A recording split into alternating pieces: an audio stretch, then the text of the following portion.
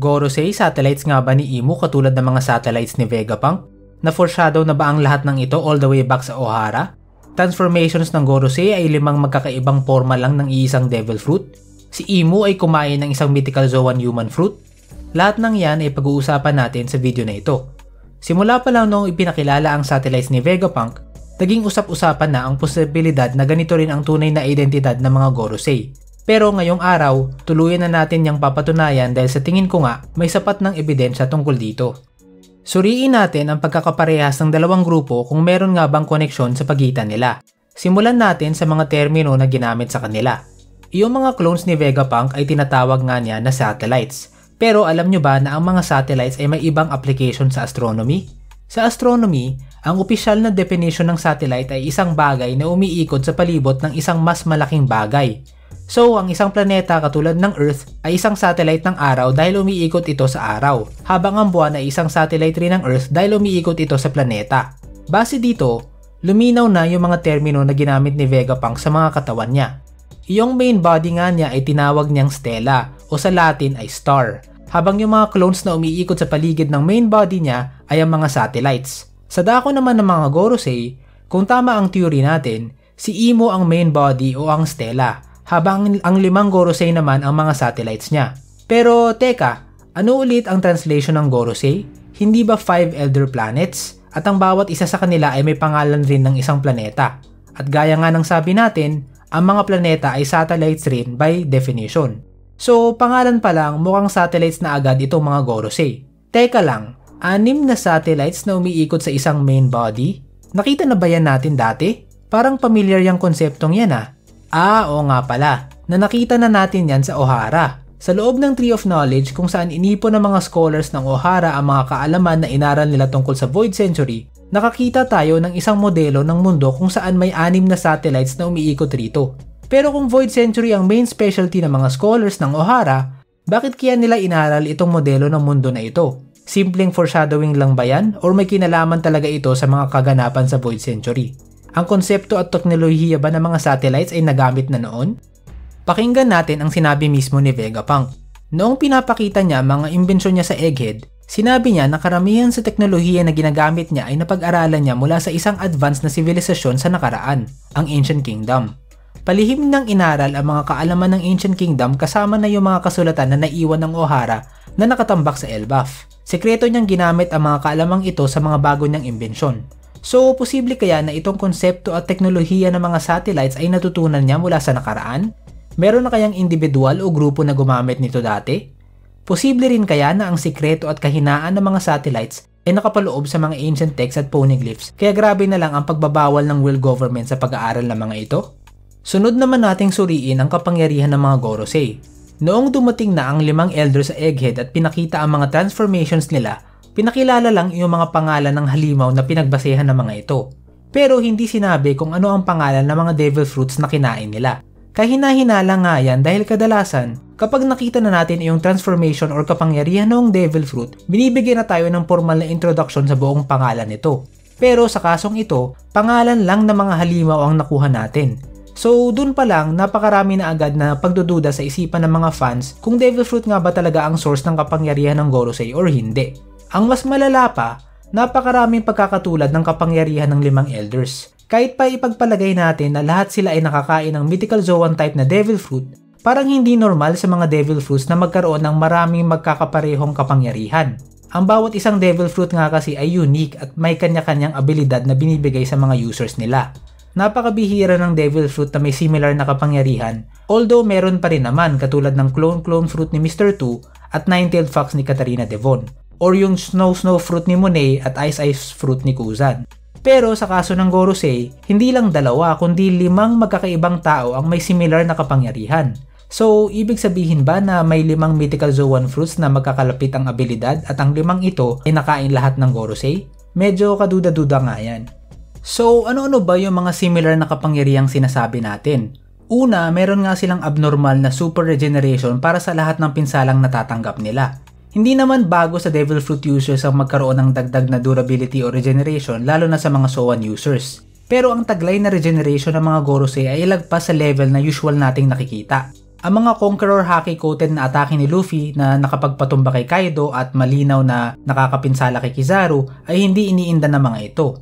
Pero kung masusugatan man sila ay mabilis rin itong gumagaling. At kahit pa ang mga kamay o ulong napuputol ay mabilis nilang napapatubo. Kahit pa ipalagay natin na Mythical Zoan Fruits ang mga kapangyarihan nila ay hindi pa rin ito normal. Kahit si Kaido na may Mythical Zoan Fruit Dragon at may reputasyon sa pagiging matibay at invincible ay hindi nakitaan nito. Kahit pa si Marco rin na may Mythical Zoan Model Phoenix na kayang pagilingin lahat ng damage na natatanggap niya ay hindi pa natin nakikitaan ng kakayahang i-regenerate ang mga naputol na bahagi ng katawan. Kaya kahit si Luffy na alam na nating marami ng nakilalang malakas na tauhan ay nagtaka kung posible raw ba na immortal ang mga ito dahil wala pang mga atake ang tumatalab sa kanila. Naka-encounter na si Luffy ng mga Yonko tulad nila Blackbeard, Big Mom, Kaido, mga Admiral katulad nila Kizaru at Akainu, mga Mythical Zoan users katulad nila Marco at Sengoku, pero ngayon lang siya napasabi na baka nga imposibleng saktan ng kalaban niya. Kahit yung mga giants na ilang daang taon na ang edad at veterano na sa paglalayag sa karagatan, hindi pa raw nakakakita o nakakarinig man lang ng ganitong klaseng kapangyarihan. So kung napaka-rare nga ng regeneration rate na yan at madalang lang makita kahit pa sa mga Mythical Zoan Fruits, nakakapagduda naman na merong 5 Devil Fruits na taglayan. At mas matindi, itong 5 fruits na ito ay nakuha lahat ng Gorosei. Dagdag pa rito, may posibilidad rin na tama nga ang hinala ni Luffy sa pagka-immortal nila. Nakita nga natin sa God Valley Incident 37 years ago na ganito na ang itsura ni Saturn. Pero matapos ang halos 4 na dekada, ni hindi man lang nagbago ang itsura niya. At mukhang ganito rin ang kaso sa ibang Gorosei dahil parehas rin ang itsura nila 22 years ago noong nakita natin sila sa flashback ng Ohara Incident. Well, possible naman na maganda lang ang skincare routine nila at healthy ang lifestyle kaya mabagal ang mga pag-edad nila. Pero mas mataas ang posibilidad na immortal nga sila. At kung totoo ito, malabo na resulta lang ito ng pagkain ng Devil Fruits. Isa pang kakaibang abilidad ng Gorosei ay ang kakayahan nilang mag-usap gamit ang telepathy. Pero mukhang hindi ito abilidad ng isa lang sa kanila dahil lahat silang 5 ay nagagamit ito. Kung susuriin rin itong mga inspirasyon ng mga monster forms ng Gorosei, wala sa 5 nilalang na ito ang kilala sa pagkakaroon ng telepathy. Wala ring range ang abilidad na ito dahil nagawa ni Saturn na makipag-usap sa ibang Gorosei mula sa Egghead Island habang nasa Marijua yung iba. So, posible kaya na hindi Devil Fruit ang source ng telepathy na ito, kundi ang pagkakaroon ng Gorosei ng koneksyon sa utak ng isa't isa. Kagaya ng mga Vegapunk na kaya mag-sync ng utak at memories gamit ang Punk Records, kaya rin kaya ng mga Gorosei na kumonekta sa utak ng isa't isa upang makapag-usap kahit pa malayo ang distansya. Kung titingnan rin natin ang galawan namang ito ay kitang-kita na perpekto ang koordinasyon nila, na para bang iisa lang ang utak nila. Ang Straw Hats kahit na gaano sila kalapit sa isa't isa ay laging nagkakandawalaan at nagkakagulo sa isang battlefield. Pero itong Gorosei, pag summon pa lang nila, alam na agad ng bawat isa sa kung saan pupunta at kung ano ang gagawin na para bang nag-strategy meeting muna sila. Syempre, posible naman na resulta na ito ng mahaba nilang pagsasama. Pero tiyak na nakatulong ang pag-coordinate nila gamit ang telepathy. Isa pa sa mga kakaibang abilidad na taglay ng lahat ng Gorosei ay ang kakayahang ma-summon o ma-teleport gamit ang isang magic circle. Isa na naman itong kahina-hinalang kapangyarihan na never pa nating nakita sa mundo ng One Piece. Pero lahat sila ay taglay rin ito. At kung titingnang mabuti, parehas na parehas ang itsura ng mga summoning circle na ginamit nila. Meron pa nakatalagang mga numero, from 1 to 5, para mga satellites lang ni Vegapunk. So nakakapagduda nga kung ito ay hiwa-hiwalay na kapangyarihan ng 5 individual na Devil Fruits dahil masyadong magkakatulad at magkakaparehas ng itsura. Kung susuriin rin natin, mukhang may koneksyon ang mga magic circle na ito sa mga transformations nila. Sa lahat ng pagkakataon na pinakita nila yung mga monster forms nila, hindi sila direktang nag-transform mula sa human forms nila, kundi ay dumaan muna sa magic circle. Kadalasan kasi ng mga Zoan users ay magta-transform na lang ng diretsuhan mula sa human form papunta sa beast form or hybrid form nila. Pero itong Gorosei, instead na mag-transform ay sinasummon muna ang sarili nila gamit ang magic circle at pag-teleport doon, dito na lumalabas sa mga monster form. Kahit si Saturn noong nasa Egghead na siya ay ganito rin ang ginawa. Imbis na bumaba na lang ng barko niya at mag-transform ay gumamit pa ng magic circle. Pwede namang sabihin na nagkataon lang talaga na pinagsabay na lang nila ang pag-teleport nila at pagta-transform. At sa totoo lang, posible nga yan. Pero kaduda-duda pa rin para sa akin na never tayong nakakita ng Gorosei na nag-transform sa beast form nila nang walang magic circle. Para bang kailangan talaga nila ang ritual na yon para makumpleto ang transformasyon nila, na para bang nagsasamo ng demonyo mula sa ibang dimension. Isa pang nakakapagtaka, mukhang may maximum na range ang pag-summon gamit ang Magic Circle. Kasi kung wala naman palang range, bakit pa sumama si Saturn sa warship papunta sa Egghead Island? Bakit hindi na lang siya nag-teleport mula sa Marichua? Hindi ba additional risk pa para sa kanya ang sumakay pa ng barko na naglayag papuntang Egghead? Baka ma-ambush pa siya sa daanan, at kung Devil Fruit user siya, mas delikado pa nga dahil nasa gitna siya ng karagatan. Isa pa, kung walang range, ibig sabihin kaya ng Gorosei na isamo na mga sarili nila sa kahit saang parte ng mundo. Bakit never nila itong ginamit? Bakit hindi nila sinamon ang sarili nila sa barko ng CP9 noong ninanakaw ni Shanks iyong Nika Fruit? Bakit hindi nila sinamon ang sarili nila sa Wano para dakipin si Robin at pigilan ang pag-awaken ni Joy Boy? Kahit kitang-kita natin na importante sa kanila ang mga bagay na to. So malinaw naman na may limit ang teleportation nila. Pero kahit na ganoon, nagawa pa rin ni Saturn na masamon yung 4 na natitirang Elders galing sa Marichua papunta sa Egghead Island. So ibig sabihin ba mali tayo at pwede silang magsamon kahit saan? Sa tingin ko nga may explanation tungkol dyan. Sa tingin ko, pwede silang magsamon sa kahit saang malapit sa lahat ng mga clones nila. So dahil nandoon na si Saturn sa Egghead, kaya niya nang isamon yung 4 pa nila na katawan mula sa Marichua. Ito nga sa tingin ko ang pinakamagandang paliwanag. So ano nga ba yung mga pinupunto natin? Sa panahong ito, ang pinakakaraniwang palagay sa mga Gorosei ay sila ay 5 individual na kumain ng 5 magkakaibang mythical Zoan fruits para makuha yung mga kapangyarihan nila. Tapos, isa-isa rin silang ginamitan ng immortality operation gamit ang Ope-Ope Nomi kaya sila hindi napipinsala o tumatanda. Pero gaya nga ng mga nabanggit ko na, maraming problema sa teoryang yan. Katulad ng kawalan ng kumpirmasyon ng pagkain nila ng Devil Fruit, pagkakaroon nila ng overlapping na kapangyarihan katulad ng telepathy, teleportation at transformation gamit ang Magic Circle. So instead, ano ba sa tingin ko ang totoong nangyari? Sa tingin ko nga na ang 5 Gorosei ay mga nilalang na ginawa ni Imo gamit ang tinatago niyang kapangyarihan. Ano ito? Ito ay ang Mythical Zoan Human Fruit Model Devil, ang mortal na kalaban ng Sun God. Matagal nang kumakalat ang theory na ito sa One Piece community at ito nga ang pinaka-pinaniniwalaan ko. Hindi ko na muna masyadong ipapaliwanag itong Devil Fruit na ito dahil focus muna tayo sa mga satellites para sa ngayon. Pero ito ay isang fruit na may kapangyarihang gawing totoo ang mga nightmares ng tao kasama na ang mga halimaw. Unlike si Vegapunk na gumawa ng mga satellites niya gamit ang science, si Imu ay gumawa ng satellites gamit ang Devil Fruit power niya. Ang mga katawan ng Gorosei ay hinulman niya gamit ang kapangyarihan niya. Para maging mas permanente ang mga ito, nilagyan niya ang bawat isang ito ng parte ng pagkatao niya kagaya ng mga satellites ni Vegapunk. Itong 5 ito ang inatasan niya na mamahala sa mundo para sa kanya. Siyempre, binabago-bago niya ang itsura nila every 100 years para hindi mahalata ng ibang tao na immortal sila. Ito nga ang dahilan kung bakit sa tingin ko masyadong maraming pagkakapareho ang mga kapangyarihan nila. Pare-pareha silang mga maalamat na halimaw.